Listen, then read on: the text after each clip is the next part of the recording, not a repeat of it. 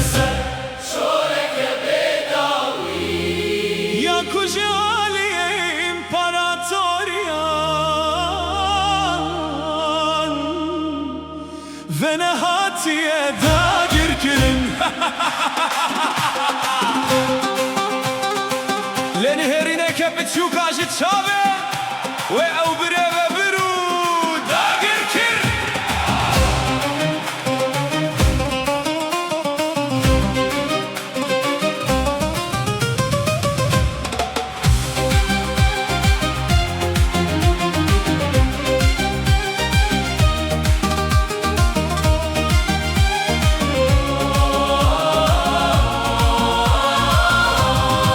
Kurmanç dibêjin ku heyv neşin ûra ronahiyê hate afîrandin Lêş xwîna evîn darekî ku di şevekê de bê şahîd hate kuştin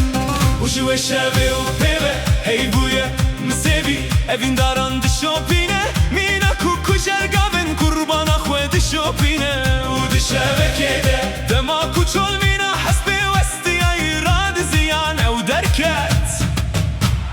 jineke ku di çavên xwe de eşîreke giştî digirt ziya eşîrekî ya tebahî nêrîna wê ne tenê nêrînek bû bu qûçeke ji bijangên wê derket û şev gird û parçe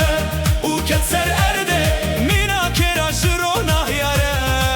werin werin kurmanco werin kurmanco werin ez ji we re tiştekî bibêjim li ser şoleke bedawî ya kujaliyê imparatoriyan venehatiye dager kirin lenihêrîneke biçûk acı çavên wê ew birê ve bir û dager kir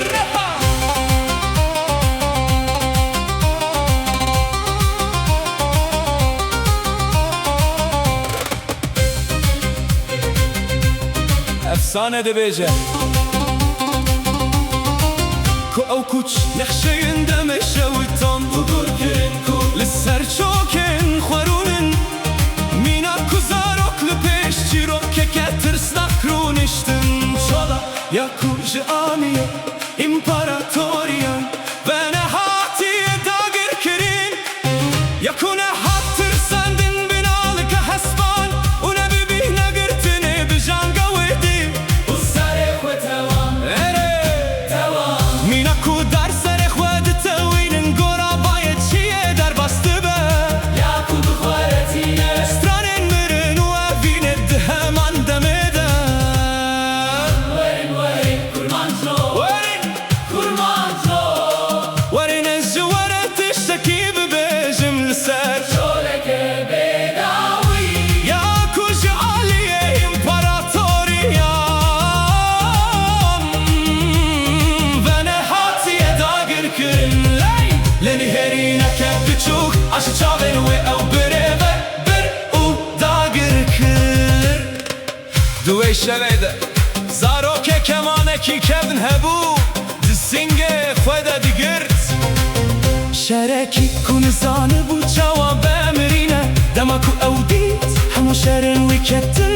û hemû qiralên wî û hemû daholên wî bû kralekî tenê nagerî li ser teks lê li maçê ku vezgerîne bû wî dengê kemanê dema ku distire dibin konekî rizî bûyî de li ser sînorên cîhanê efsane dibêje ku ew nêzîkî wê gugabayê kanê daxeke ku dişibene pisê di navbera girde û dilê ku naxwaze xeles bibe gotin ji wê re bi dengekî ku dişibe kemana şikesti bigerîne bila keman dîn bibe bigerîne çûkî heyv li bende fermaneke teye ku nexşeyên demê bixe xwarê li ser erde mîna pelentuyeyên ku bayê çiyê xwarine şola ho ceka xwavêt li ber bijangên te û ez min di mihraba te de racîhan mihraba kurmancî ya ku dişibe ji merkî ji agir derdikeve û ji wê şevê û pêve kurmanc dibêjin ku hey ne heyva wana berê لبوی چاوشنکه کنی مزورنکه دکه او جیهان دبو هرینه ورنه جوانه تشتکی ببیجم لسر شورك بداوي یا کجالی امپراتوریان و نهاتیه داگیر کرن لنهرینه که بچوکاش چاوه